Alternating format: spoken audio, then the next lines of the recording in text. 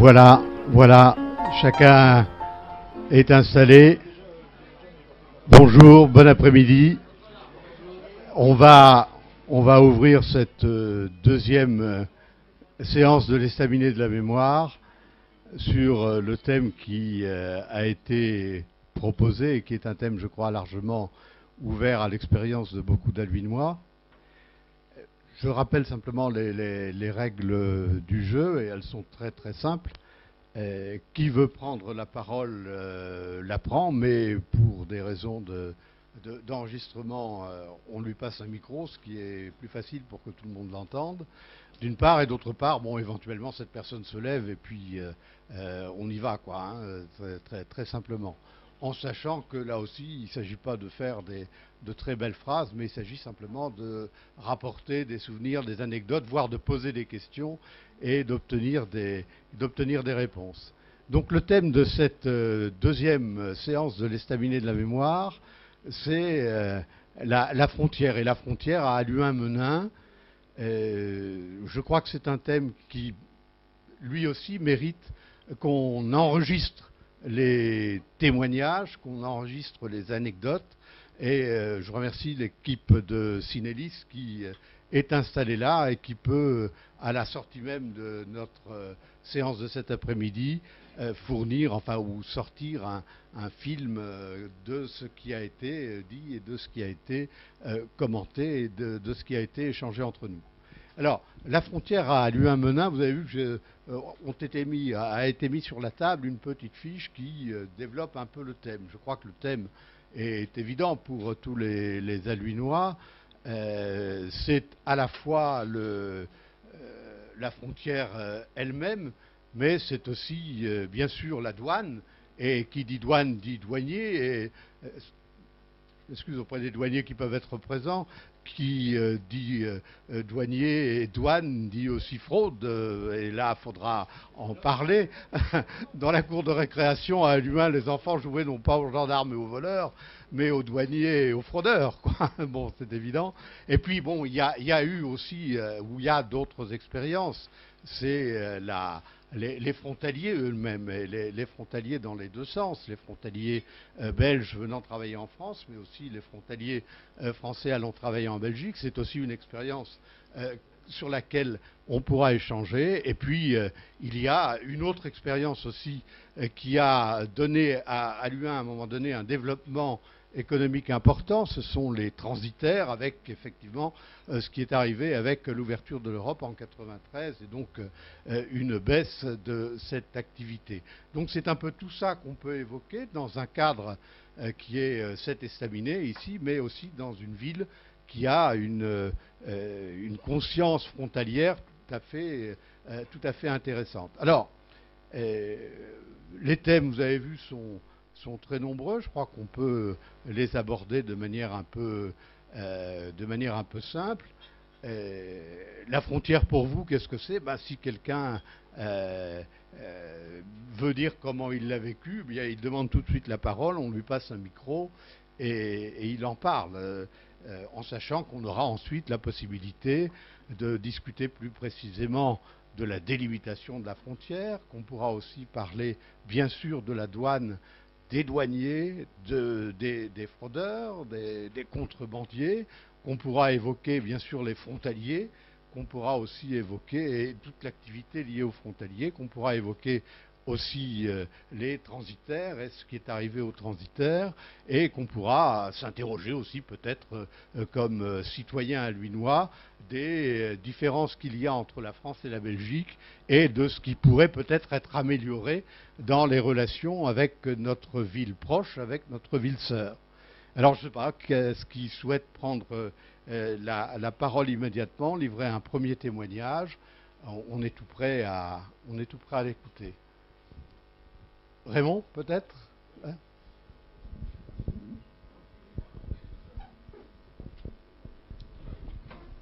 Bien, bonjour à tous.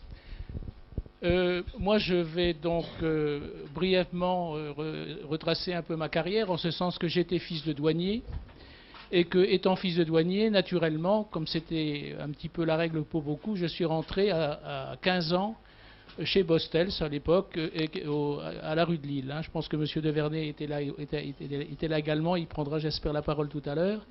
Je pense que la rue de Lille était une catastrophe, c'est-à-dire qu'on ne pouvait plus bouger, les trottoirs étaient défoncés, c'était quelque chose d'assez extraordinaire. Il y avait une vie, une frénésie, et il y avait également, on en parlait déjà la fois dernière, ces autobus de frontaliers qui arrivaient par centaines à chaque équipe, et à chaque équipe c'était une vie dans les cafés, etc., etc. Mais ça, on aura l'occasion d'y revenir. Donc on a été transitaire et puis on a vécu avec les douaniers, je pense que d'une façon, avec beaucoup, 80% de douaniers, d'une façon très correcte et très amicale, avec 10 ou 15% de douaniers d'une façon beaucoup plus difficile, en ce sens que moi je peux apporter un témoignage de j'avais 17 ans, 18 ans, à 3 heures du matin, on m'a demandé, un inspecteur bien connu qu'on ne citera pas, on m'a demandé de produire le mouton numéro 85, je m'en souviendrai toute ma vie, et ce mouton était tout à fait à l'avant du camion. Bon, j'ai été seul, dans l'obligation de décharger ce camion et de le recharger ensuite, après lui avoir présenté le mouton, et puis en définitive, il n'a même pas regardé. Bon, et c'était comme ça, et on devait recommencer à travailler à 7h du matin, on a terminé à 7h15, on s'est fait copieusement engueuler par notre patron parce qu'on était en retard, et je pense que c'était comme ça, c'était la vie du transitaire, c'était tout le temps comme ça. On était dans l'obligation d'attendre, je pense que M. Devernay me contredira pas non plus, s'il y a d'autres transitaires également, c'est-à-dire qu'on déposait nos déclarations, on attendait, les inspecteurs, beaucoup d'inspecteurs attendaient minuit, 1h du matin, pour nous délivrer les bons immédiatement sans regarder, ayant joué aux cartes pendant 2 ou 3 heures. Et le lendemain matin, on devait recommencer, nous, à 7h. Et je pense que ça, c'était une petite anecdote de notre vie. Et je voudrais raconter une autre chose, parce qu'on a dit aussi que quand on était dans le milieu douanier, on avait beaucoup de cafés, rue de Lille. Ensuite, on a été allé, après 67, à l'U1Est. Je pense qu'à l'U1Est, c'était un peu mort pour nous, et on a trouvé que la vie était beaucoup moins trépidante. Mais on avait un café qui s'appelait le Relais de l'Europe. Et moi, un jour, à 2h du matin, j'attendais les moutons vivants qui venaient d'Allemagne de l'Est. Et puis, j'ai vu l'équipe d'Anderlecht, parce que bon, il y avait M. Mayer qui était le gardien de but de cette équipe. Et à 2h30 du matin, toute l'équipe d'Anderlecht et puis des professionnels du vélo. Il y avait Rick van Steenberghem et il y avait les 2 frères de Vlaminck. Et le lendemain, il y avait le championnat du monde de cyclocross à Silbeck. Et à 2h30 du matin, Gérard Mayer était allé conduire Roger de Vlaminck dans son hôtel à Ypres, et le lendemain, il était champion du monde de cyclocross. Alors je pense que maintenant, quand on parle de dopage, on se dit que ça fait longtemps que ça existe. Voilà.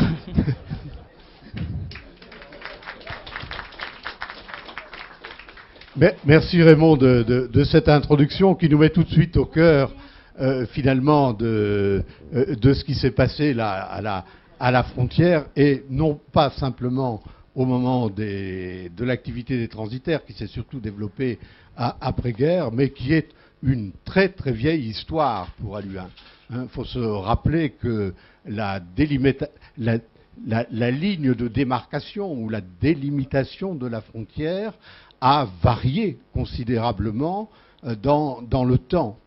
Et vous avez déjà pu consulter ou voir les plans qui sont par exemple sur le site actuellement de la ville d'Alluin sur Internet, et vous avez des précisions très grandes sur effectivement ces variations de la frontière. Il faut se rappeler qu'à un moment donné, la Lys, qui avait plusieurs bras, était gardée du côté sud par le château d'Alluin, qu'on a redécouvert quand on a rectifié le cours de la Lys, et qui dépendait des comtes de Flandre, et puis d'autre côté, il y avait Menin, et donc un passage très très important qui remonte finalement au XVe siècle au moins, et qui était sur la ligne directe entre Lille et Bruges.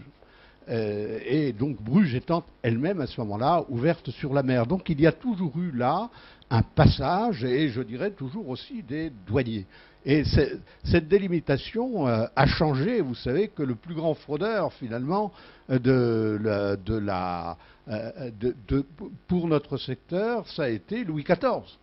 Louis XIV et Vauban qui ont finalement échangé une partie d'Alluin pour le rattacher à Menin, et qui ont demandé qu'on détruise l'église Saint-Hilaire qui se trouvait à peu près où se trouve actuellement l'église des Baraques pour la transférer là où elle est actuellement, sur la butte où se trouve actuellement l'église Saint-Hilaire. Ce qui explique que la petite place, encore une fois, qui se trouve devant l'église Saint-Hilaire est la place d'une ville de 2500 habitants à l'époque. Et donc, on a eu là, par rapport à la partie sud de la place forte de Menin, une zone qui a été rasée pour pouvoir être inondable, avec une corne des fortifications de Vauban, ce qui explique qu'on appelait ce quartier le quartier du Cornet.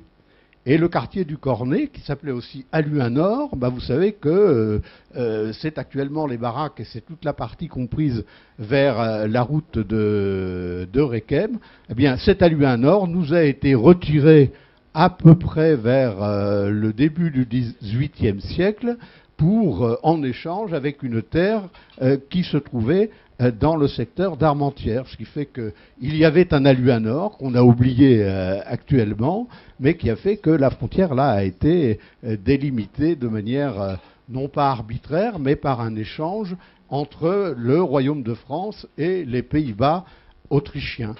Bon, on verra ça dans l'histoire d'Halluin, mais je le rappelle, ce qui explique d'ailleurs qu'à Halluin, on se trouve avec un centre-ville qui devrait se retrouver au niveau des Baraques, qui a été déplacé vers le sud autour de l'église Saint-Hilaire, et puis qui après a pris un peu d'extension au moment où on a construit l'avenue de la Gare ou la rue de la Gare pour conduire vers la fin du XIXe siècle vers de nouvelles installations. Donc on a là une situation qui est originale parce qu'on est à la fois accolé à une autre ville qui est Menin, mais en même temps on a entre les deux une frontière tout à fait naturelle quand elle s'appuie sur la Lys, beaucoup plus artificielle ensuite, puisque vous savez que notamment au niveau des Baraques, eh bien, certaines maisons ont leur jardin en France et la maison elle-même étant en Belgique. Et cette délimitation a joué effectivement sur le fait que on est là cousins.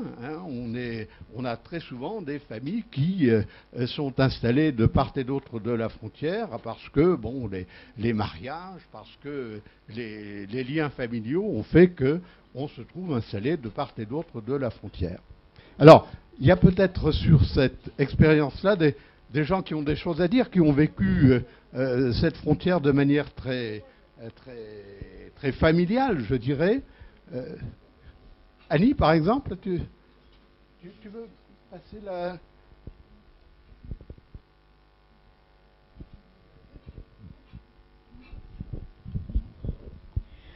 Oui, pour moi, la frontière, c'est des souvenirs d'enfance. Hein. Parce que mes parents et toute la famille, mes frères et sœurs, on est tous nés rue des Frères Barthes. Alors la rue des Frères Barthes, je ne sais pas s'il y en a qui connaissent mieux que dans ce temps-là, c'était un peu le coin perdu d'Halluin. En fait, c'est une rue qui est parallèle à la frontière, hein, parallèle à la rue Henri de Senin qui borde vraiment la frontière, et là où les jardins belges, hein, ils sont en face des maisons françaises, quoi. C'est vraiment la limite tout à fait artificielle de la frontière. Et nous qui habitions rue des Frères Barthes, les magasins en Belgique, ils étaient plus près que les magasins en France. Donc l'épicerie, par exemple, c'est plus près d'aller en Belgique que d'aller en France. Et alors la douane, c'était ce qu'on appelait les petits bureaux. C'était pas la grande douane de la rue de Lille, c'était des petits bureaux. Bon, il y en a encore toujours un du côté de chez Roby, là. Et puis c'était au bout de la rue Michelet et au bout de la rue Auguste Blanqui. Donc c'était chaque fois des petits bureaux avec des douaniers où il y avait une guérite. Et quand on allait faire ses courses en Belgique, en passant, il fallait ouvrir son sac pour montrer ce qu'on avait acheté. Et donc, qu'est-ce qu'on allait acheter? Des produits courants, hein, d'alimentation, puisque c'était un peu notre épicerie. On allait acheter de la margarine Solo. On allait acheter de la cassonade, bien sûr, du père de Sarope, c'est du sirop de Liège, du café, Bon, du jambon, du Hollande, moi je trouvais qu'il y avait que là qu'il y avait du bon Hollande. Hein, du fromage de Hollande en France, c'est pas bon, c'est là qui était le meilleur. Hein. Donc, je sais pas si vous êtes d'accord avec moi, mais ça c'est sûr. Hein. Donc, on allait donc faire nos courses en Belgique, mais bon, selon les douaniers, il y en a qui étaient plus ou moins tolérants. Et alors, entre voisins, on se disait, ah, tu peux y aller, c'est un bon. Ça veut dire que c'était un douanier plus ou moins tolérant. Hein. Alors bon, maintenant, il y a prescription, bien sûr, mais je sais qu'il y avait Élie, par exemple, c'était un bon. Moi, j'entendais ça, c'est Élie, c'est un bon, on peut y aller. Donc, on allait faire nos courses. Et bon, on trouvait, bien sûr, en Belgique, des produits qu'on ne trouvait pas en France. Et bon, là, c'est une anecdote tout à fait familiale. Et pour la fête des mères, comme nous, on était une grande famille, il y avait 5 enfants, en Belgique, il y avait des machines à couper le pain. Il n'y avait pas à l'époque du pain coupé. Donc, c'était quand même un gros travail de couper le pain. Donc, à côté de la liste, il y avait une quincaillerie où on vend, je ne sais plus son nom, mais il y en a peut-être qui s'en souviennent. Porte à panne, voilà. Chez Porte à panne, on avait trouvé une machine à découper le pain. Mais bon, est-ce qu'on pouvait passer ça? Non, on ne pouvait pas. C'était la douane. Donc on avait demandé à la démonter. Hein, et mes frères et sœurs, pièce par pièce, on est passé devant le douanier en cachant les morceaux de la trancheuse derrière notre dos, et puis après on les mettait devant nous pour qu'ils ne voient pas. C'est comme ça que ma mère, elle a eu pour sa fête des mères une trancheuse à pain. Merci Ali. Dans le même domaine, on commence à parler de la douane, et une petite anecdote qu'on m'a rapportée aussi et qui est amusante. Vous savez que, bon, il y a eu une période sur laquelle on reviendra, mais qui a été une période difficile, c'est la période 1940-1944, et puis même début 45, où on reviendra là-dessus aussi, compte tenu du fait que la Belgique était mieux approvisionnée et plus rapidement approvisionnée que la France, et que par conséquent, les tickets avaient disparu. Mais pour la petite histoire, sachez que dans les passages à la frontière en particulier, où il y avait à la fois des douaniers français et des douaniers belges, là je me retourne, il n'y a pas de douaniers belges dans la salle, mais ils ont commis un crime de lèse-majesté considérable. Tu as parlé d'une machine à couper le pain, mais Maurice Thorez, qui lui avait besoin pour Jeannette Vermersch d'une balance, est arrivé à la douane d'Halluin en voiture, et il avait dans le coffre de sa voiture, et il avait oublié de le déclarer, une balance, et les douaniers belges l'ont arrêté et l'ont fait payer les droits sur la balance qu'il avait achetée à Bruxelles vraisemblablement. Donc il y a eu là toute une série de personnalités effectivement qui sont passées à la douane et qui ont vécu ça de manière plus ou moins sympathique, quoi. Alors on en est, on a un peu la transition là. On a la douane, on a vu la grande douane, on a vu Halluin-Est après, on a vu les postes de douane, on a vu bien sûr les champs qui sont en partie en Belgique, en partie en France. Il y a eu une activité douanière et très ancienne, plus récente aussi. Je ne sais pas, est-ce que du point de vue des douaniers, quelqu'un peut en parler un tout petit peu et nous dire comment c'était organisé, comment c'était vécu et comment ça fonctionnait. Oui ? Voilà, le micro.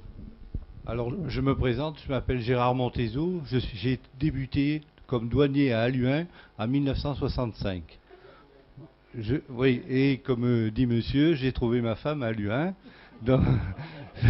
entre autres, et qui travaillait chez un transitaire. Voilà. Dans le tableau, je suis resté d'abord 4 ans à Halluin, de 1965 à 1969, et là j'ai débuté, disons, en uniforme dans la rue de Lille, à l'époque où tout passait par là, c'est-à-dire les voyageurs, les piétons, les autobus, avec les frontaliers, à chaque heure du jour et de la nuit, et ainsi que les camions. Et comme vous avez pu le constater à l'époque, il y avait des files de camions d'un côté qui remontaient jusqu'au croisement de l'église d'Halluin, et de l'autre côté qui allait jusqu'au pont de Menin. Et pour, disons, fluidifier le trafic, on faisait passer les camions de lin par la rue de la Lys. Les camions de lin passaient par la rue de la Lys, et certains camions de marchandises qui étaient dédouanés passaient par la rue de la Douane, juste après le café des Deux Nations, et passaient par la rue de la Douane et rejoignaient après, une fois qu'ils étaient dédouanés, rejoignaient après la rue de Lille pour regagner, disons, leur destination. Après, j'ai vécu le déplacement du bureau d'Halluin sur le bureau de la nouvelle route. Comme le disait M. Massal, nous avons commencé là dans des baraquements. Il n'y avait pas de bureau au milieu, nous étions en baraquement. D'un côté, il y avait la douane belge et nous, le côté français, dans les baraquements, ainsi que les transitaires.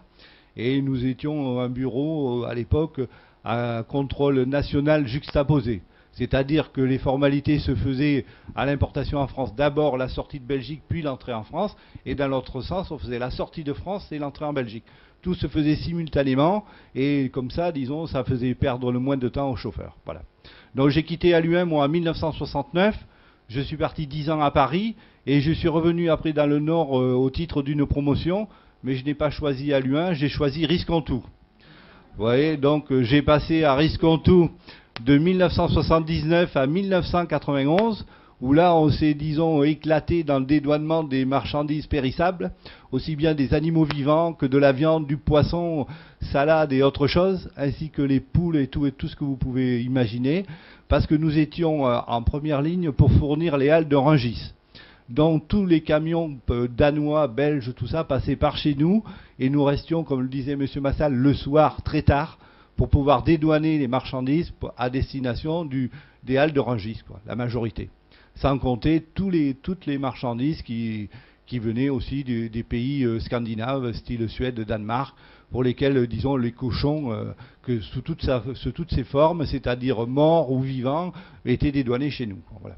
Après 91, je suis parti avec, en prévision de la fermeture des frontières et l'éclatement, disons, de la douane. Il y a eu des restructurations.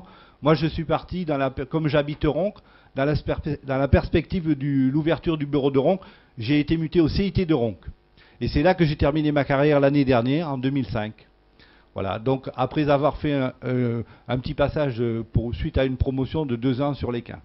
Mais je dois dire que je garde un très bon souvenir des bureaux de douane, surtout des bureaux frontières, surtout des rapports qu'on a eus avec les transitaires, parce que comme le disait M. Massal, malgré tout, malgré que les soirées étaient longues, malgré que, disons, des fois il y avait des frictions, on a quand même connu de bons moments, on a passé de bonnes soirées, et à l'époque, moi, si des fois M. Massal devait remuer un camion, disons, pour sortir le mouton numéro 85, il m'est arrivé, moi, pour la maison Vallès, les veilles de 15 août, d'attendre un camion qui était en panne du côté de la Hollande avec des moutons vivants jusqu'à 1h du matin au bureau de Risquons-Tout pour que ces moutons ne passent pas la nuit, disons, sur le parking. Voilà. Donc, vous voyez, nous avons connu tout ça. Bon, c'était de bons moments et bon, moi, je ne regrette rien. Voilà. C'est tout ce que j'ai à dire sur la douane. Maintenant, bon, ben, la douane continue et voilà. Et voilà. Et à l'époque, on était jeunes. Merci beaucoup. La douane, comme les transitaires, c'est la partie émergée de l'iceberg. Et on ne peut pas faire l'économie de parler de la fraude. Il y a prescription, on ne dira rien, mais on dira aussi quelques petites choses sur la fraude. Parce que à Halluin et dans toutes les zones frontalières, je crois que ça doit être un peu comme ça. Moi, j'ai une tante qui est pieuse comme c'est pas possible et que l'on fait de temps en temps marcher en disant mais Marie-Madeleine, écoute, pendant la guerre et après la guerre, avec ton mari, tu as quand même fraudé, tu as quand même passé du tabac dans la poussette d'enfants, etc. Le bon Dieu, il a vu ça, le bon Dieu, il va te le faire payer. Non, non, dit-elle. Le bon Dieu, tu peux frauder. Ce qu'il punit, le bon Dieu, c'est quand tu te fais prendre.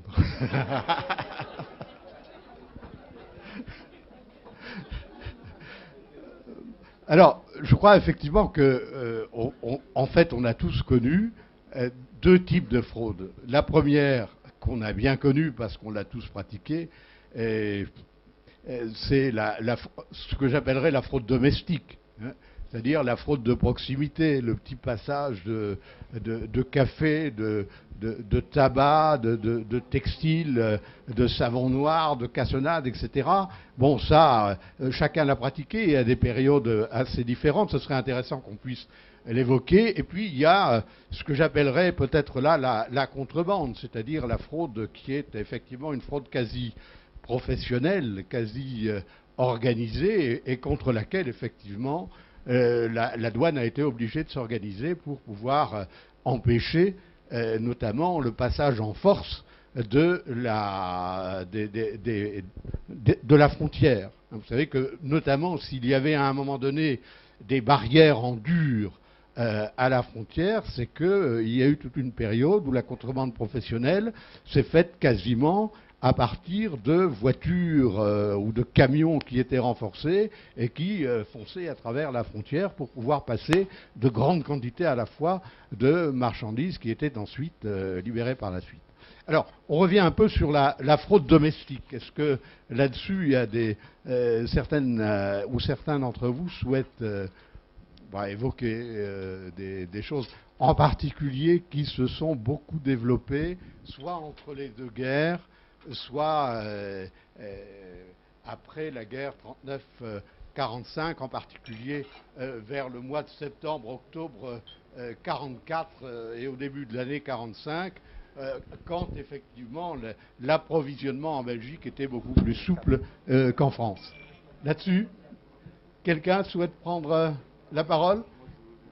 Oui, là-bas. Oui, là-bas, puis après toi. Hein, d'accord. Vas-y. Là-bas. Ah, vas-y, on t'apporte un micro. Après, tu y vas, toi? Alors, la fraude domestique. Il y a prescription, hein.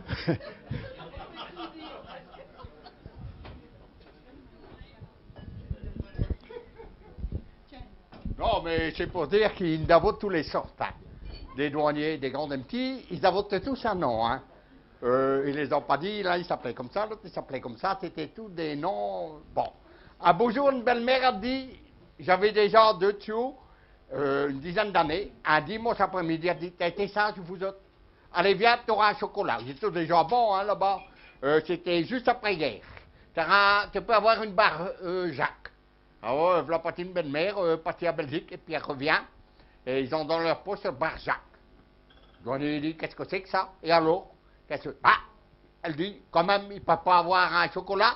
Ah non, pas de chocolat. Allez hop, demi-tour, madame. Alors, elle me regarde comme ça, elle dit, petit, tu bouffes ton chocolat. Tiens, monte. Alors, ils ont mangé tous les deux leur chocolat, et après, elle est revenue, elle a dit, et alors? Ils peuvent passer maintenant, hein?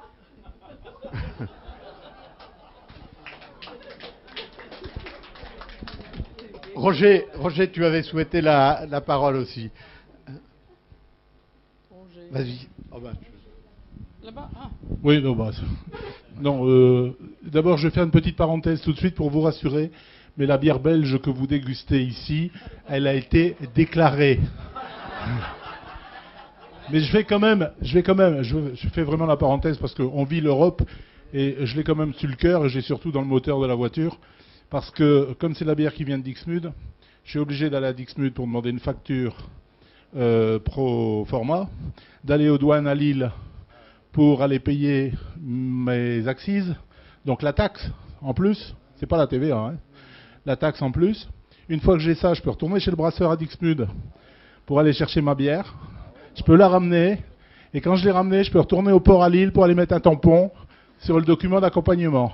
Et après, je peux renvoyer le document à la brasserie, et je ne dois pas l'oublier parce que sinon il va me le réclamer. Vous voyez, ça c'est rien, c'est de la bière européenne que vous dégustez, hein, profitez-en. Bon, c'était pas pour ça, ça c'était la parenthèse. Non, je vais vous raconter une petite anecdote qui est en fait qui a été vécue par mon père bien des fois, compte tenu du fait qu'à l'époque il travaillait chez Brepols, donc rue de la Lys entre les deux douanes. Et c'était à l'époque où on ne pouvait pas passer de volaille, tiens déjà. Mais bon, c'est vrai que les poulets belges, ils étaient meilleurs. que les poulets français, je sais pas pourquoi, mais enfin, c'est toujours meilleur chez le voisin. Donc, et on pouvait pas en passer. Ça fait rien, j'ai des relations. On a eu quelqu'un de l'association qui l'était gendarme, alors bon. Mais donc, toujours est-il qu'il allait donc chercher son poulet, je sais plus trop où, peut-être chez Bells, aux Trois Jumelles. Non, il n'y a plus de Trois Jumelles maintenant. Donc il allait chercher son poulet, et puis il arrivait flambant à la douane avec son vélo. Et puis comme on habitait à côté de la salle des fêtes, bon, il y avait le bal de la douane à l'époque où il y avait des manifestations, bref, il y avait des tombolas. Donc il prenait la précaution d'acheter un billet, mais il savait ce qu'il faisait en fait. C'était prémonitoire. Quand il arrivait au bureau, donc il traversait la rue, il y avait les barrières, on passait que d'un côté, etc. Il ne faut pas oublier ça. Et donc il arrivait au bureau de la douane, là, ici à Luin, et puis direct vers la vitre où étaient affichés les numéros de tombola gagnants. Il sortait son billet de sa poche, puis il cherchait jusqu'au moment où le douanier il vienne voir avec lui pour voir t'as quel numéro, ah ben non, j'ai encore une fois pas gagné. Bon allez, hein, un autre jour, hein. Et puis, ben voilà, et le poulet était dans l'assiette. Merci Roger, merci. Petite anecdote aussi, mais qui raccroche à une période un peu plus délicate. C'est une anecdote qui m'a été racontée ce matin même par M. Delafosse, Jean. Il y avait, pendant la guerre 40-45, donc une surveillance beaucoup plus forte de la frontière, et à côté des fonctionnaires français, il y avait aussi, je ne sais pas si c'était un douanier ou un gendarme allemand, qui était connu sous le nom du Gros Schmitt. Hein, oui. Bien connu, enfin tu pourras peut-être en parler. Et ce qui me disait, c'est que ce douanier allemand qui était finalement assez tolérant, a aussi joué un rôle humanitaire et humain tout à fait considérable, parce que il était bien au courant, lui, des descentes éventuelles de la Gestapo, en particulier quand la Gestapo était à la recherche des réfractaires et des gens et des jeunes qui étaient dépendants du service du travail obligatoire et qui pouvaient travailler dans les entreprises aluinoises. Eh bien, quand il était au courant de la descente de la Gestapo pour éventuellement descendre ensuite dans les entreprises, il avait l'humanité de téléphoner dans les entreprises pour dire attention, il va y avoir une descente et par conséquent, faites disparaître les jeunes qui pourraient avoir des ennuis. Je crois que ça méritait aussi comme anecdote d'être rapporté pour montrer qu'il y a de l'humanité partout dans la vie. Oui.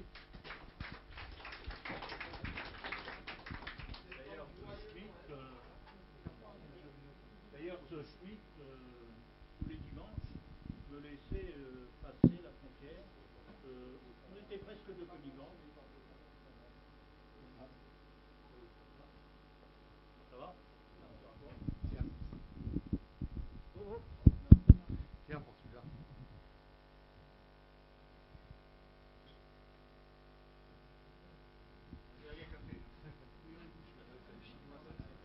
Prends celui-là.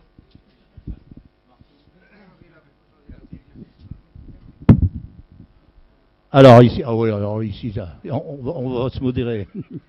Et puis tous les dimanches, bon, avec l'inconscience des jeunes, nous étions toujours le même quatuor, Stéphane Dubled, le docteur, il y avait Hans Koch, il y avait André de Préter, que notre ami Roland connaît bien, et moi-même. Et on aimait aller danser. Et il fallait vraiment être inconscient pour le faire. On allait à la nouvelle salle. Et moi, régulièrement, je passais par la rue de Lille. Et je m'arrangeais toujours pour avoir un lacet de défait. Et quand j'étais à 2 mètres de Schmitt, je me baissais, et puis posément, je lassais ma chaussure et me toujours laissé passer. Quant aux 3 autres, ils passaient par le Christ d'Al. Maintenant, autre chose, on a parlé beaucoup des autobus. Mais moi, quand j'étais tout gamin, ce qui me frappait, c'était les bicyclettes. Les bicyclettes qui avaient comme éclairage des lampes à acétylène, et qui étaient d'ailleurs des choses magnifiques. Et de temps en temps, il y en avait une qui explosait. Alors j'aime autant dire qu'il fallait s'écarter. Merci, merci Fredo. Bon, oui.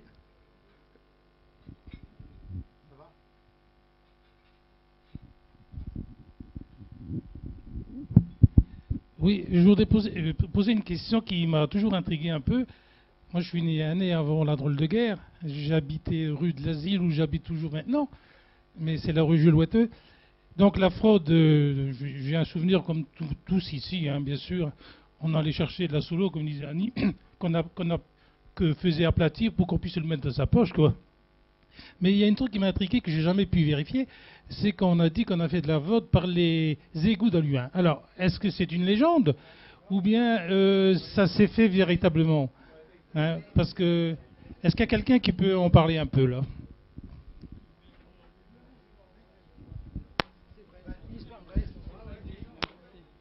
On peut en parler, je ne sais pas, oui. Bah, non, ça n'est pas une légende. Il y avait tout un système de rails qui avait été installé dans les égouts, qui venait donc de Belgique, qui passait sous l'usine Stock à l'époque, donc rue de la Lys, et qui arrivait au chemin de Neuville, le petit pont où il y a maintenant le funérarium, voilà. Et par temps sec, et de temps en temps ils étaient surpris par un orage, avec des petits chariots, ils amenaient toutes sortes de marchandises. Et puis voilà. Mais ça n'est pas une légende. Non, non. Oui, c'était. Oui, maintenant, oui. Enfin. D'ailleurs, c'est un marchand de vélo qui est décédé à la Libération. Oui, je crois que au moment de l'inauguration d'une exposition sur la douane qui a eu lieu il y a une douzaine d'années, Alex Federme, qui s'était informé de manière précise aussi là-dessus, a pu révéler effectivement que ce petit train, c'était pas une blague, et c'était effectivement une des formes de la contrebande, je dirais, professionnelle, là. Hein? Oui, c'est ça, tout à fait. Et, oui, vas-y. Je précise qu'il y a dans la collection Marabout Junior le titre Alerte à la contrebande, et le premier chapitre, il est consacré à cette histoire d'Aluin. Mais c'est quelque chose qui doit être assez difficile à trouver parce que assez ancien. Mais ça a été raconté officiellement et rédigé. Alors, sur la contrebande professionnelle, c'est difficile d'en parler parce qu'on n'a pas de nom à citer. De toute façon, on n'en citerait pas. Mais on sait quand même un certain nombre de choses. Et tout à l'heure, on évoquait les camions de lin qui étaient dédouanés une première fois et qui repartaient en France ou en Belgique. On m'a laissé, ou j'ai entendu de temps en temps, que, compte tenu notamment des subventions européennes qui pouvaient apparaître, certains camions de lin qui allaient en Belgique revenaient en France ensuite pour pouvoir toucher 2 fois, sinon 3 fois la subvention. Hein, bon, ça c'est une forme de contrebande industrielle qui a existé. Il y en a eu une autre qui a existé, mais peut-être Madame va prendre la parole après, mais je l'indique simplement, c'est qu'à un moment donné, effectivement, l'or belge et l'or français étaient tels que l'or belge intéressait beaucoup les Français. Et il y a eu à Aluin un certain nombre de passeurs quasi professionnels qui finalement gagnaient une partie de leur vie en passant de l'or avec les risques. Voilà. Et alors pour un certain nombre d'orfèvres, ça pouvait être intéressant. Je vous signale à toute fin utile qu'un jour, en voie d'être dénoncé, ces passeurs dans la forêt de Compiègne étaient amenés à enterrer leurs lingots d'or. Et après, ils ne se sont plus du tout souvenus de leurs droits où ils les avaient planqués, ce qui fait que si vous passez dans la forêt de Compiègne et si vous avez un peu de patience ou un appareil pour détecter le métal, vous avez quelque chance de vous enrichir. L'autre contrebande professionnelle, mais alors elle est plus récente, c'est tout ce qui est lié bien sûr à la drogue, qui actuellement font des ravages. Mais je crois que Madame voulait s'exprimer tout à l'heure. Je lui passe le micro.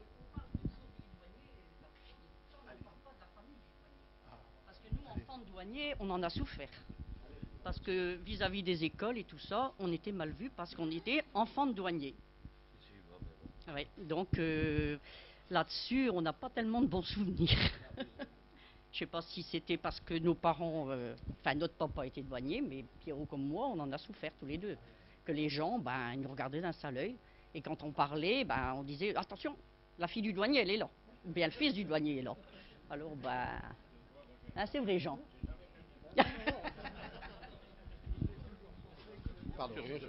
Bah, une petite anecdote personnelle là-dessus, c'est vrai que les relations étaient parfois difficiles. Vous savez que j'étais à un moment donné enseignant à Aluin, au collège d'Aluin, et j'avais la réputation d'être effectivement un enseignant assez sévère en histoire-géographie et en français.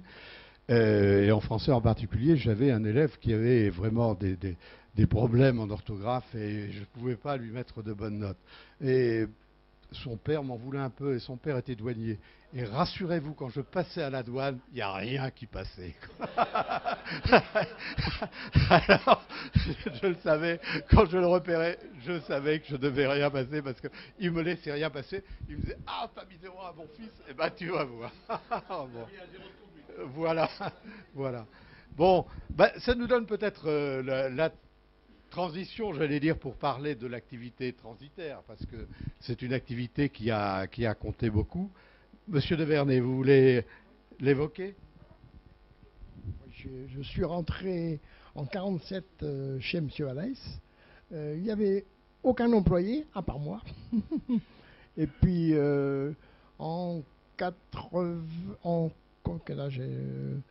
vers les années 80, nous étions quand même à 460 employés qu'il fallait payer chaque fin de mois, comme disait M. Valais. D'autre part, nous avions Robert Valais qui était installé sur le territoire belge, ce qui était une simplification pour nous.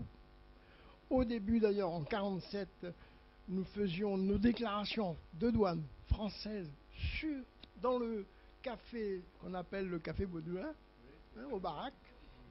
Au bout de quelques mois, la douane française s'est quand même inquiétée, nous a obligés à venir en France et nous étions installés derrière le salon du coiffeur détailleur, entre les deux douanes, à côté du café, là, ou à côté de la maison Bostel.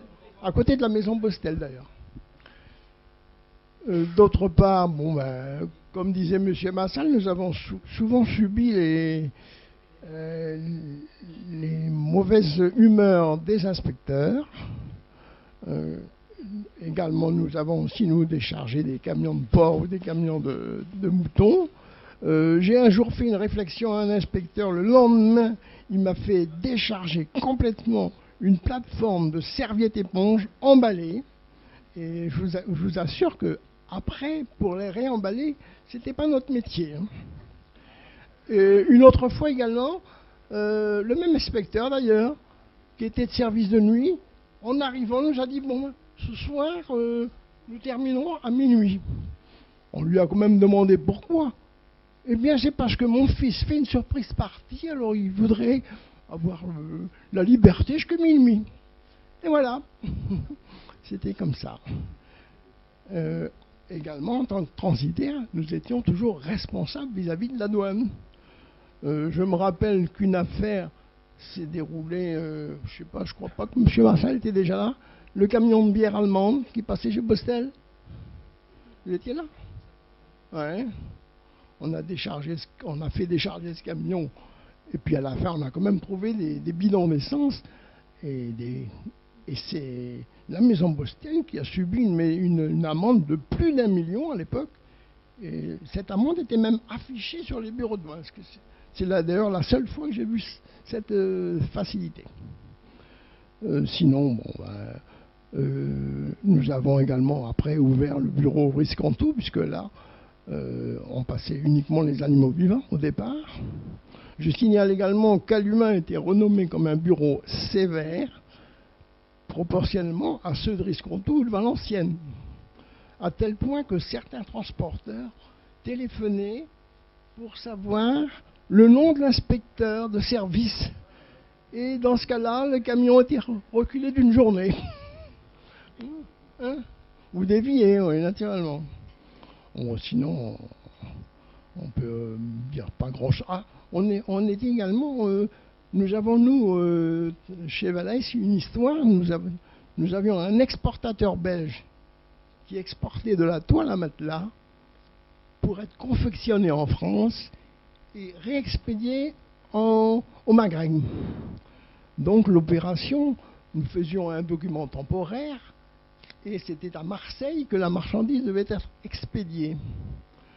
Lorsque nous avons reçu ce document que nous avions créé, annoté par les douanes de Marseille, ça a semblé bizarre à M. Valais parce que la rédaction de réexportation n'était pas tout à fait correcte. Effectivement, la marchandise était restée en France, ce qui permettait de gagner à l'importateur 20% de TVA à l'époque. Nous avions dénoncé cette affaire à la direction des douanes, et bien c'est quand même M. Valais qui a eu l'amende pour non-respect des engagements. Ouais, ça c'est... Je ne comprends rien d'autre spécial, non. En parlant de camion de moutons, j'ai été moi un jour réveillé à 1h du matin par un jeune déclarant qui me spécifiait qu'un camion de joue de porc était bloqué par un inspecteur qui était un inspecteur martiniquais. Donc je me suis levé, habillé, sorti en voiture. Quand je suis arrivé à la douane, c'était encore à Luin, rue de Lille. L'inspecteur m'a dit, bon, monsieur Deveny, j'y réfléchis, on verra ça demain matin. Voilà. C'était véridique. Oh, c'était un martiniquais. Ça, c'était... Oui, merci. Merci. Sur les transitaires, je repasse la question à Raymond, et puis j'ai peut-être une petite question à poser aussi. Merci. Non, moi, c'est pas spécifiquement sur les transitaires. Je pense que ça, quand on était rue de Lille à Luin, c'était le passage obligé. Il n'y avait pas l'autoroute, absolument pas, et on voyait passer des tas de gens. On a vu passer 10 fois, 20 fois Annie Cordy, Bourvil, on a vu passer de toutes sortes d'acteurs, toutes sortes de chanteurs, et également, on a un jour vu arriver Henri Salvador, et on était donc, nous, chez Bostels, rue de Lille, et au Café du Miroir, Henri Salvador s'est arrêté toute l'après-midi, et il a chanté. Il a chanté avec sa veste à carreaux rouges et blancs, je m'en souviendrai toute ma vie. Et il a commencé à monter sur les tables, et il a chanté Mademoiselle Van Armentières, à l'époque, qui était un succès de Lynn Renaud. Et ça a drainé, il y avait du monde jusqu'au milieu de la rue de Lille, et puis les camions ne pouvaient même plus accéder et passer. Bon, c'est comme ça, je pense que, si j'ai bonne mémoire, qu'au début, ils passaient bien rue de Lille, et ensuite on les a fait passer par la rue de la Douane et par la rue de la Lys. Et puis, c'était quand même quelque chose d'assez effarant, parce que tout le monde passait par là, et nous, jeunes, on était jeunes à l'époque, et on adorait se mettre, surtout l'été, dehors de notre bureau, en face de notre bureau, étant donné qu'on devait attendre, et on attendait, on voyait passer les chanteurs, on avait des autographes, moi j'ai encore des autographes de François de Guelph, de Félix Martin, de Bourvil, d'Annie Cordy, etc., qui passaient là obligatoirement. Ils n'étaient pas toujours tous très, très gentils et très polis, mais en général, bon, ils étaient quand même très coopératifs. Bon, sur les transitaires, on aura l'occasion de revenir certainement. Oui, merci Raymond. Oui, je crois effectivement que certains qui ont connu aussi ces passages à l'occasion de contrôle de police aussi, ont pu constater que certains de ces artistes n'étaient pas très sympathiques. Hein. Et en particulier, sans vouloir détruire leur image, quelqu'un comme Tino Rossi ou quelqu'un comme Fernandel se sont comportés à la frontière de manière tout à fait désagréable, comme d'ailleurs se sont comportés de manière très désagréable à la frontière certains industriels alluinois qui se considéraient comme au-dessus de ces contingences et qui, par conséquent, n'acceptaient pas qu'on puisse contrôler leur voiture, contrôler leur véhicule. Hein. Par ailleurs, vous savez, la vie est ce qu'elle est.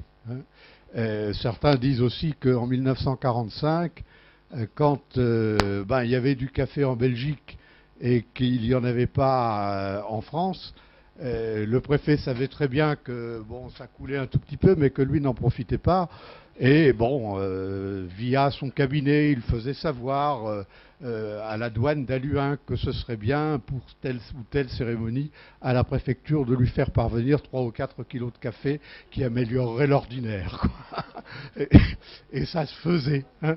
De la même façon que quand il y avait cette longue file de voitures qui attendaient pour passer en Belgique et aller au bord de la mer vers les années 50, quand le préfet voulait sortir avec madame et avec les enfants et voulait lui aussi aller au bord de la mer, bien, il faisait savoir au commissariat de police d'Halluin que ce serait bien d'avoir une voiture de policier ou des policiers à la sortie de Rongue qui pourrait l'amener très facilement pour passer plus rapidement la frontière. Et ça se faisait, quoi. Bon, hein.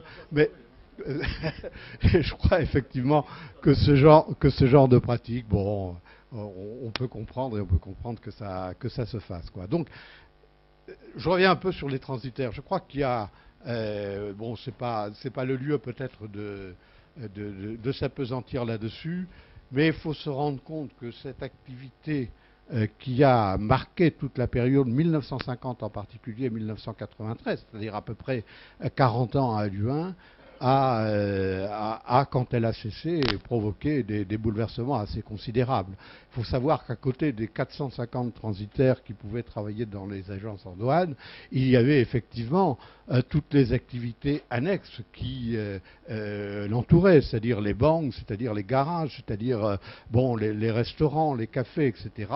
Et tout ça effectivement, a grandement, bien sûr, souffert de cette baisse d'activité qu'il était difficile de reconvertir dans les transports, certes, mais c'était pas facile, quoi, hein. Donc il y a eu là, pour Halluin, un coup dur qui s'est ajouté au coup dur du textile en baisse, hein. D'autant plus que le phénomène frontalier, et on peut en parler un tout petit peu, le phénomène frontalier a été là aussi un phénomène très, très complexe, hein. Bon, entre les Flamands venus travailler à Halluin à la fin du XIXe siècle ou vers les années 1860 et qui s'y sont installés, et puis après les Flamands, plus de 1000 venant travailler à Halluin mais allant résider à Menin, au Barak ou dans les régions environnantes vers les années précédant la guerre 14-18. Et puis après la reprise économique à la sortie de la guerre vers les années 50, on a les chiffres de passage à Halluin. Et l'évolution du chiffre de passage à Halluin des frontaliers belges venant travailler à Halluin ou venant travailler à Roubaix-Tourcoing, bien sûr en 3 équipes, hein, l'équipe du matin, l'équipe qui faisait la journée et l'équipe qui faisait l'après-midi, mais on est passé de 6000 vers les années 50 vers les années 58-60 à plus de 10 000. Imaginez, ça fait 10 000 demi ou picons à distribuer à la frontière. Il faut bien le vivre comme ça. Pardon ? Vas-y, raconte, oui. Oui ? Bien sûr. Oui, tout à fait. Oui, tout à fait. Des wamrochi, des bières, des picons parfois, etc. Eh oui. Non, mais regardez le chiffre. Et la concentration de café qu'il y avait là, effectivement, a disparu un tout petit peu maintenant. On la retrouve un tout petit peu à l'estaminet du Moulin, mais enfin, bon, ça c'est autre chose. Sur les frontaliers, est-ce que quelqu'un souhaite intervenir, souhaite évoquer ? Tu racontes ? Vas-y. Allez, Bon. À l'époque des bus, vers 9h15, les gens qui avaient terminé vers 9h à Roubaix-Tourcoing passaient la frontière à pied, comme vous venez de l'entendre. Et il y avait une friture à la frontière où c'était le branle-bas entre 9h15 et 9h25. parce que pas mal d'ouvriers achetaient des frites et quand la file était trop longue, ils allaient chez le voisin. Alors ils étaient à 3-4 à servir des frites à une vitesse phénoménale pendant une période tout à fait restreinte. C'était marrant.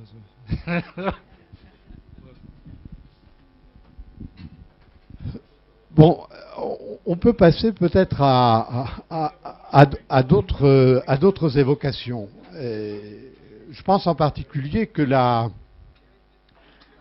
période de la guerre, on va pas remonter à 14-18, Halluin et Menin étaient occupés, mais 40-45, Halluin est de nouveau occupé, et la frontière, là, est une frontière très surveillée à certains moments en particulier. Et donc là, il s'est passé peut-être des anecdotes qui montraient que bon, c'était assez dur. Moi, je sais, je suis né en 36, donc j'ai 5 ans. Moi, j'avais peur jusque vers les années 45, 46, 47 encore, mais surtout jusqu'aux années 45, j'avais peur d'approcher de la frontière parce qu'on me disait qu'il y avait des douaniers, des gendarmes, des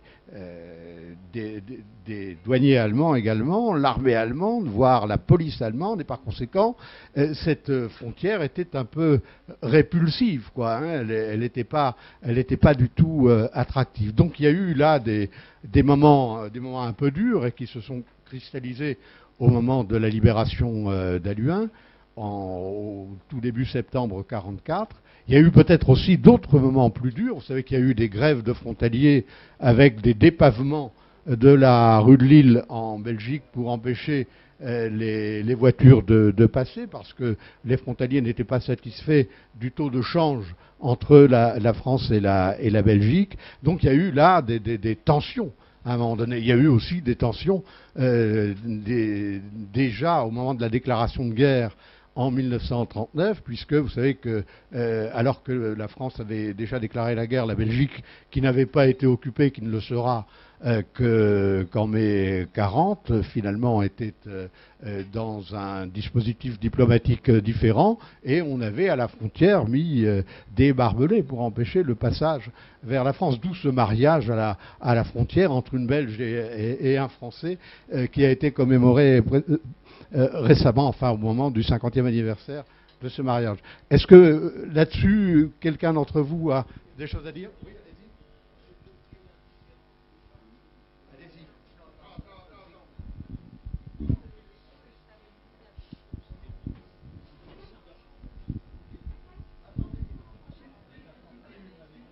Allô? Ouais, ça va, vas-y. Chez mes beaux-parents, il y avait assez bien de frontaliers. Mais le gouvernement français a porté une bonification de change. Il fut à une époque, et vous l'avez évoqué, qu'ils se sont mis en grève parce qu'ils l'ont fortement diminué, si bien que les frontaliers belges se sont mis en grève pendant beaucoup plus d'un mois. Et chez mes beaux-parents, comme ils avaient énormément de frontaliers, leur activité s'est arrêtée presque brutalement. Donc les clients, ils fabriquaient du meuble. Les clients qui avaient des commandes se sont adressés ailleurs où ils pouvaient être servis. Alors quand ils sont revenus, à ce moment-là, c'était moi qui avais la direction. Je leur ai dit, bon, messieurs, j'ai pas dit messieurs, vous restez chez vous. On vous a plus besoin. Voilà.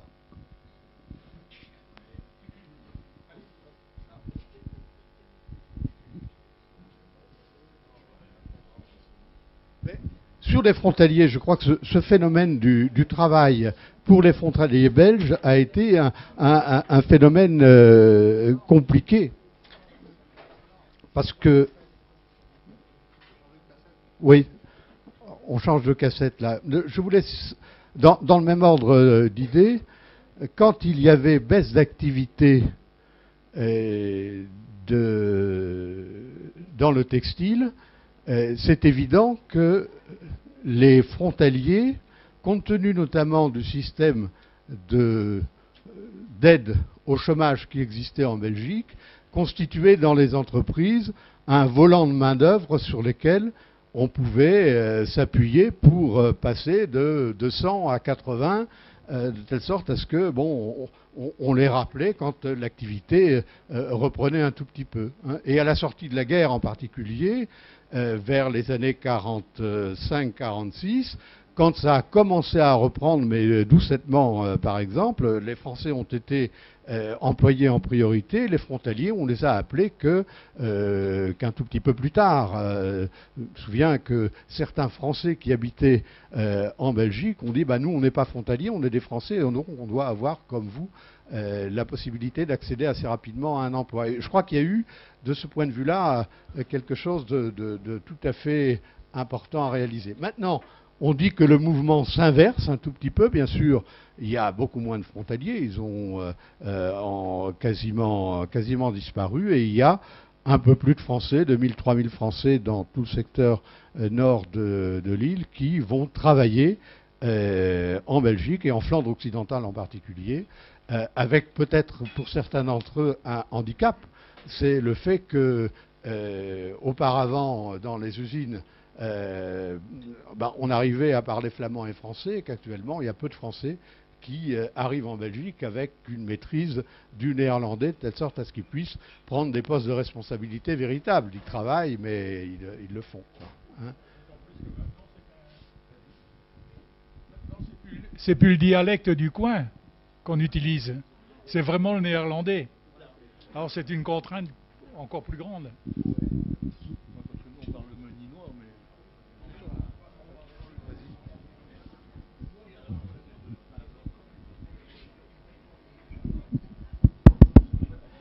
Oui, et je voudrais parler d'une chose un peu que moi j'ai vécue là. Mes parents habitaient rue du Tissage, c'était à côté de chez Sion, hein, c'est une usine énorme. Et le nombre de jeunes filles et de jeunes garçons belges qui travaillaient chez Sion, le nombre de mariages qu'il y a eu. D'abord, moi personnellement, j'ai épousé une Belge. Hein, et c'est vrai que ce travail a provoqué beaucoup d'idylles. Elles n'ont pas toujours forcément duré 40 ans. Mais enfin, il y a eu beaucoup de mariages franco-belges, hein, aussi longtemps qu'il y a eu beaucoup de travail, quoi. Et comme le mariage, il n'y avait pas beaucoup de maisons louées à Luin, beaucoup de gens de mon époque ont été justement habités en Belgique, parce qu'à l'époque, en Belgique, il y avait beaucoup plus de possibilités de se loger qu'à Luin. Hein. Je pense d'ailleurs que le problème est encore d'actualité. Il y a beaucoup de possibilités de se loger actuellement en Belgique qu'à Luin, quoi. Mais c'est vrai qu'il y a eu beaucoup de mariages. Enfin, je ne sais pas s'il y en a beaucoup ici. Moi, j'en ai qu'une. Hein. J'en ai eu qu'une. Hein. Bon, c'est déjà pas mal. Hein. Mais beaucoup de mariages entre des jeunes Français et des jeunes Belges. Maintenant, évidemment, comme le travail s'est inversé, comme disait Roland, c'est plutôt les Français qui vont en Belgique. Hein. Et effectivement aussi, dans les usines, on parle du néerlandais et le flamand néerlandais. C'est quand même deux choses différentes. Hein. Voilà, je voulais évoquer ça. Il faut éviter de dire du mal des Belges, alors. Hein. Non, on a compris. Oui, non, mais je crois que cette réflexion sur les relations entre Halluin et Menin est importante parce que il y a quelque chose vraiment à faire pour les années et les décennies qui viennent. Et le centre culturel de Menin, dans lequel qui nous accueille demain soir pour recevoir une pièce qui porte sur le textile, qui s'appelle Jouer comme nous, par bien sûr la compagnie La Virgule de Tourcoing, ça va se faire au centre culturel de Menin parce que le local est mieux adapté. Mais bon, je ne sais pas s'il y aura beaucoup de Meninois parce que les Meninois sont de plus en plus, en ce qui concerne les jeunes en tout cas, néerlandophones. Au centre culturel de Menin, il y avait au début à la fin de l'année dernière, une exposition sur Halluin, non pas sur Halluin, mais sur Menin en 1905.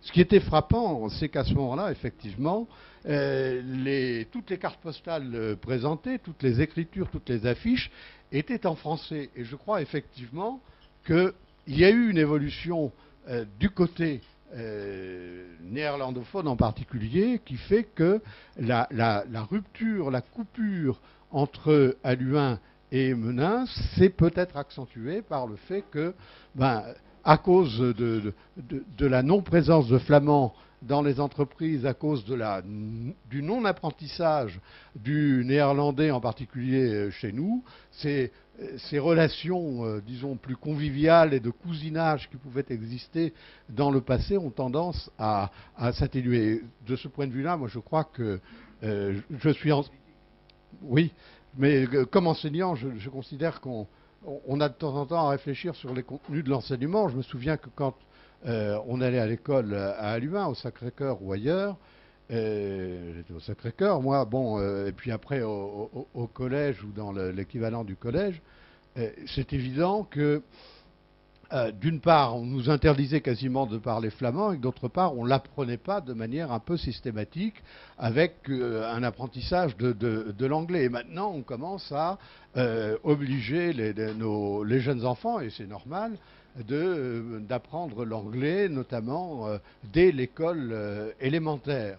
Bon, si on avait eu la bonne idée, il y a 30 ou 40 ans, de continuer à apprendre de manière un peu systématique le néerlandais à coup de 1 ou 2 heures par semaine dans les écoles, certains d'entre nous seraient beaucoup moins démunis pour entrer en relation avec nos voisins meninois. Hein, c'est évident. D'autant plus que, et ça souligne un fait important dans notre secteur, c'est que la frontière politique se double d'une frontière linguistique. Hein, et que cette frontière linguistique est compliquée, encore plus compliquée que la frontière linguistique. Rappelez-vous que Menin et Verviers, belges par exemple, sont néerlandophones et que Comines, Warneton, rattachés au Hainaut et à Moucron, sont francophones. Hein. Et quand il s'agira de trouver un accord pour construire l'A24, ce qu'on appelle l'A24, si on connaît un peu les chicayas qui existent entre les Flamands et les Wallons dans l'autre côté de la frontière, quand il s'agit de faire déboucher les autoroutes dans les champs, on n'a peut-être pas encore l'occasion d'emprunter la nouvelle A24 passant par la Belgique. Hein. Ça, c'est un autre problème. Alors, je ne sais pas, l'heure avance là un tout petit peu. Il ne faut pas de frustration. On peut encore évoquer des thèmes. Moi, il y a un thème que je voudrais évoquer. Qu'est-ce que les uns et les autres vous souhaiteriez pour que la frontière, qui s'atténue un tout petit peu, mais soit quand même l'occasion d'augmenter les relations avec la ville voisine, avec Menin? Est-ce que, de ce point de vue-là, vous êtes en manque, ou est-ce que vous considérez que la situation, elle est satisfaisante comme ça, et que si on s'arrange pour que les articulations de voies routières sont satisfaisantes, ça ira, quoi. Là-dessus, des gens souhaitent parler? La bonne idée qu'ils ont eue en Belgique, c'est de faire des parkings payants maintenant. Je trouve ça un peu gros, hein, par rapport à nous. Si nous on prend le même exemple, on n'est pas clair. Hein. Ça, et puis les automobilistes français qui se font assommer. Je pense que le problème est particulièrement belge. Il y a une concurrence, une opposition entre les Wallons et les Flamands. Et si on ajoute Bruxelles, ça n'arrange rien. Par exemple, j'ai un cas tout à fait récent. J'ai un ami qui construit un appartement à Coxyde, dans un ensemble qui devait s'appeler Va-et-Vient. La mairie est intervenue, elle a dit le français, c'est terminé. Alors, dans ces conditions-là, ça me semble assez difficile.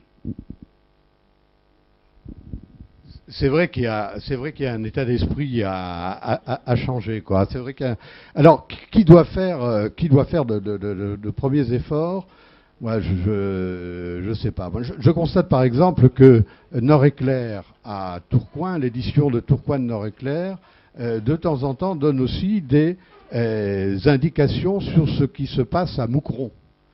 il faut avouer que, je me tourne là vers les journalistes, ils sont encore là, mais on a rarement l'occasion, ça existe parfois, mais on a rarement l'occasion, dans les deux quotidiens locaux ou dans les éditions locales des deux quotidiens régionaux, d'avoir par exemple des indications un peu précises sur les décisions qui ont été prises à la mairie de Menin ou à la mairie de Verviers ou au syndicat intercommunal du secteur. Et c'est vrai que ce serait parfois intéressant, ne serait-ce que pour avoir une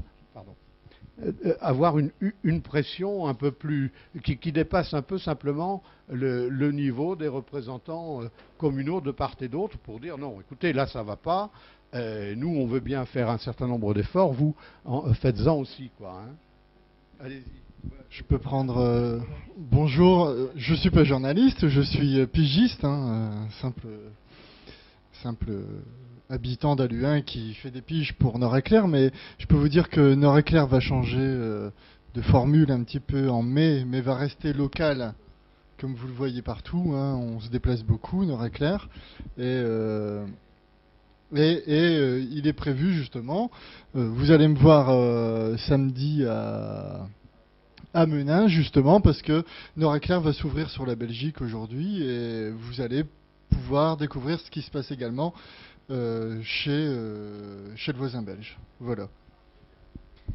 Ben, c'est une bonne initiative et on peut l'encourager, effectivement. Hein, on peut l'encourager. Marie.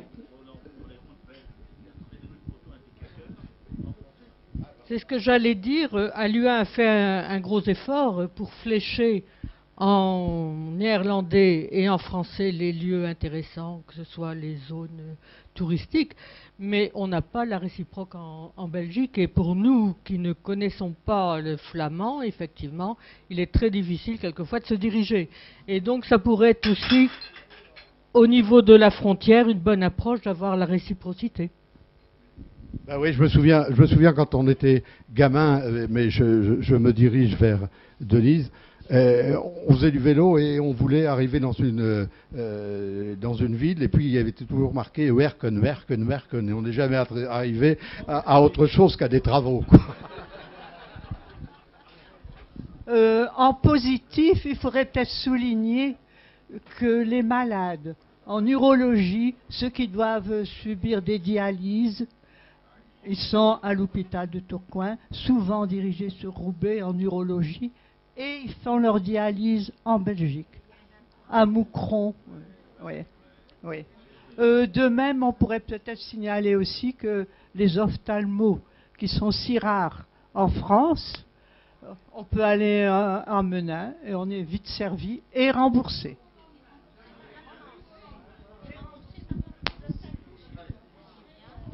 C'est vrai que c'est des choses à signaler et qu'il y a là à Menin un certain nombre d'équipements d'une ville de 35 000 habitants. Nous faisons avec Menin une agglomération de 55 000 habitants et qu'auparavant on utilisait la maternité. Maintenant c'est peut-être d'autres services qui sont à utiliser, mais encore une fois en sachant que, bon, à ce niveau-là, bien sûr, très souvent, les intervenants sont bilingues, donc il n'y a pas de problème, mais que nous, si de temps en temps, on avait aussi un petit décrassage en flamand, ça nous ferait du bien, quoi.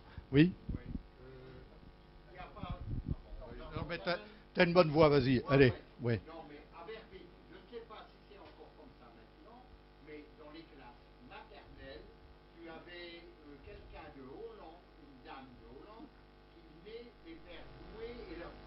Oui, tout à fait.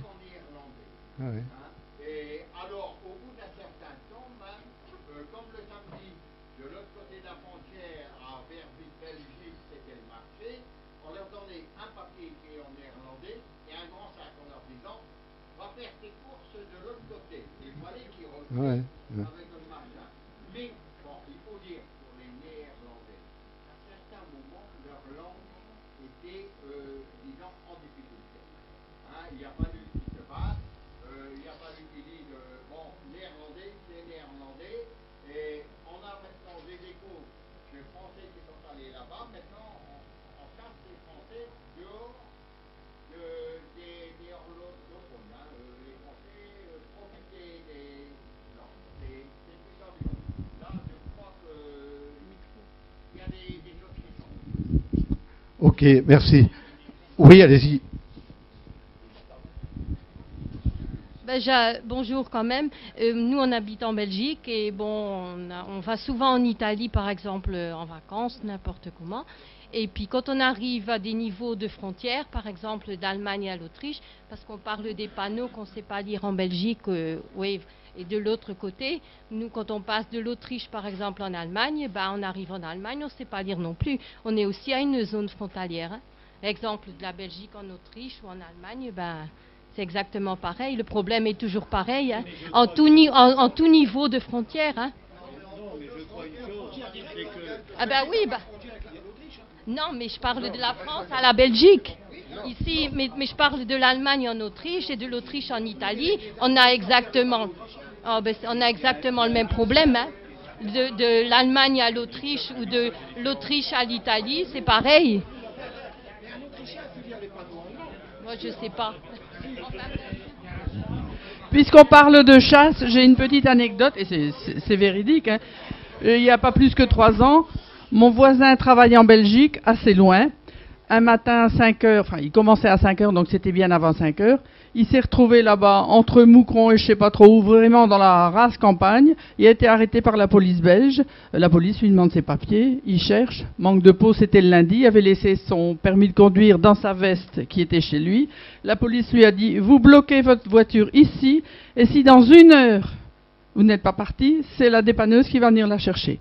Il n'y avait pas de carte ni d'argent pour téléphoner. Ce garçon il est revenu à pied. Quand il est revenu, sa voiture elle était partie à la fourrière. C'était une bonne journée qui commençait. Bon, il faut quand même être humain un petit peu aussi. Hein. Je doute fort qu'en France ça arriverait, ça. Ça, je doute. Je doute. Oui, mais pas aussi fort. Pas aussi fort. Attends, il y a Yves au calme.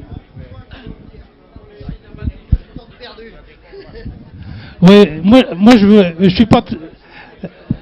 Alors, bon, je vais me faire un peu l'avocat du diable parce que je trouve que vous y allez un petit peu fort parce que on subit le problème des panneaux. C'est pas nous qui sommes visés, c'est les Wallons qui sommes visés. C'est pas nous. Il faut bien savoir que finalement le problème, les Français ils accueillent bien, ils savent pas blairer leurs collègues qui sont plutôt dans le sud. Alors on subit ça. Mais c'est pas nous qui sommes... je sais très bien parce que ma belle famille, elle est là depuis des années. Hein.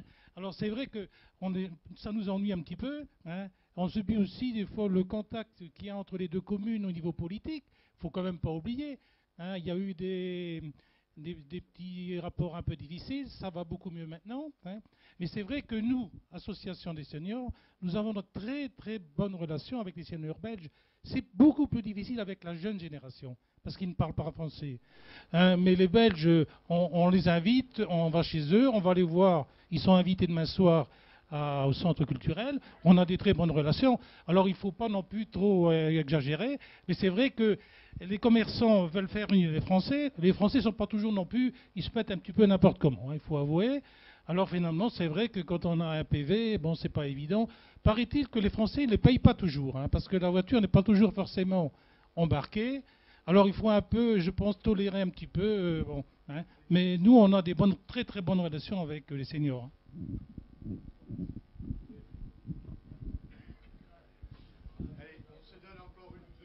Voilà.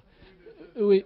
Moi, je pense que par rapport à la question de Roland vis-à-vis de qu'est-ce qu'on peut faire pour qu'effectivement on rencontre et puis on ait plus de relations avec les Belges, je pense que Yvon, qui est président des seniors aluinois, en a en partie porté réponse. C'est que nous, on a essayé et on a rencontré les Belges vis-à-vis des retraites.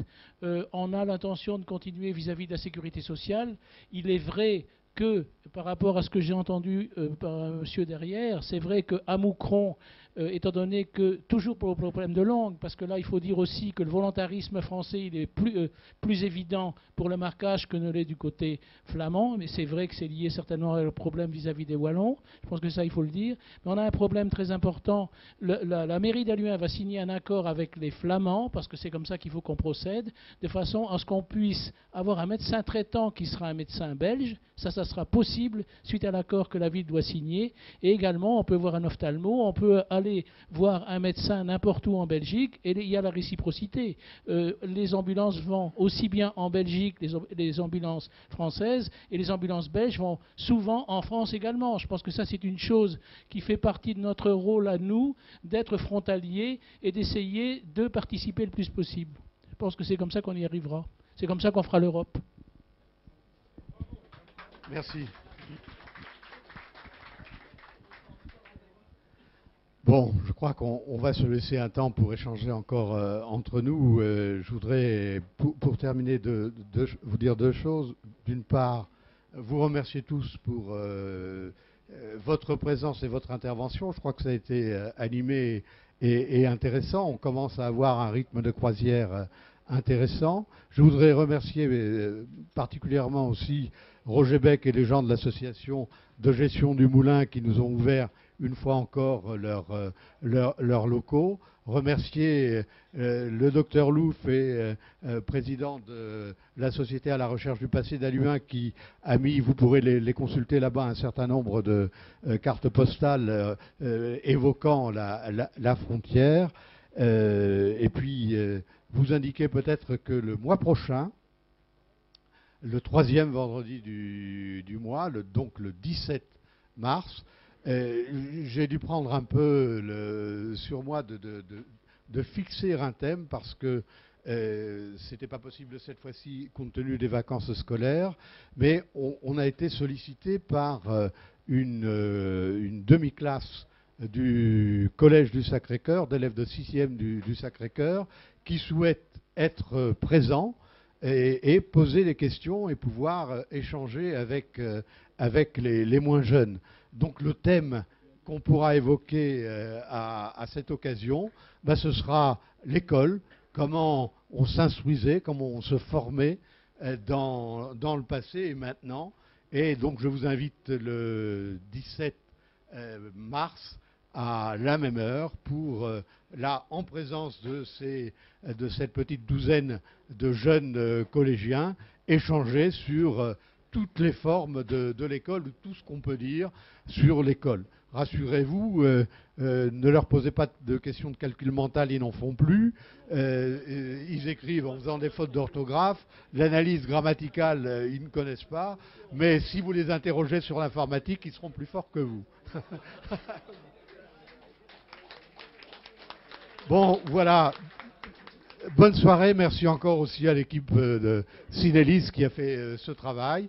Et puis, pour ceux qui le souhaitent, demain soir, au Centre culturel à Menin, je reprécise également qu'il y a un covoiturage possible et que entre, disons, 7h30 et 8h, 8h10, des voitures et des minibus se trouveront place du Manège à Luin, et du Familia à Luin, pour vous conduire au Centre culturel de Menin et pour vous ramener.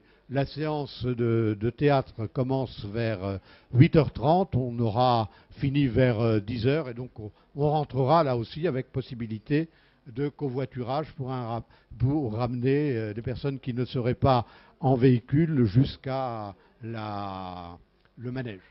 Voilà, bonne soirée à tous. C'est la salle du haut, oui. Moi, je voudrais, en guise de conclusion, remercier quand même la municipalité de Menin d'avoir entamé les travaux du rond-point, ce qui leur a valu l'occasion de flécher l'itinéraire pour venir à l'Estaminet, compte tenu du fait que Ken, qui travaille ici à l'Estaminet depuis 6 mois, donc l'itinéraire, moi j'ai vu Baraken, donc on est allé faire une photo, et puis effectivement j'ai fléché Baraken, donc l'entrée est là. Hein. Le reste, après tout, c'est plus loin. Hein.